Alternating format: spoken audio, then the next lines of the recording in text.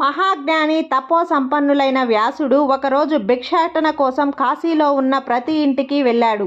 శివుడు వ్యాసుని సహనాన్ని పరీక్షించాలి అనుకొని వ్యాసుడికి ఎక్కడా భిక్ష దొరకకుండా చేశాడు.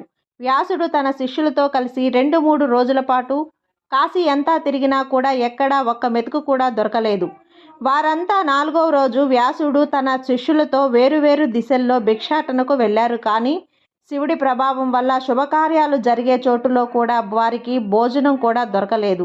తన శిష్యులు బాధ చూడలేక ఆగ్రహించిన వ్యాసుడు కాశీ మహాక్షేత్రాన్ని శపించడానికి సిద్ధమవుతుండగా పరిస్థితి చేయి దాటిపోతుందని గ్రహించి స్వయంగా అన్నాన్ని తీసుకువచ్చి వ్యాసుడికి అందించింది. పార్వతీదేవి జరిగిన విషయాన్ని వ్యాసుడికి చెప్పి నేటి నుండి నిత్యం కాశీలో అన్నదానం జరుగుతూ ప్రతి ఒక్కరి ఆకలి తీరుతుంది అని చెప్పి అన్నపూర్ణగా పిలువబడుతుంది అని చెప్పి పార్వతీదేవి వ్యాసునికి మాట ఇస్తుంది.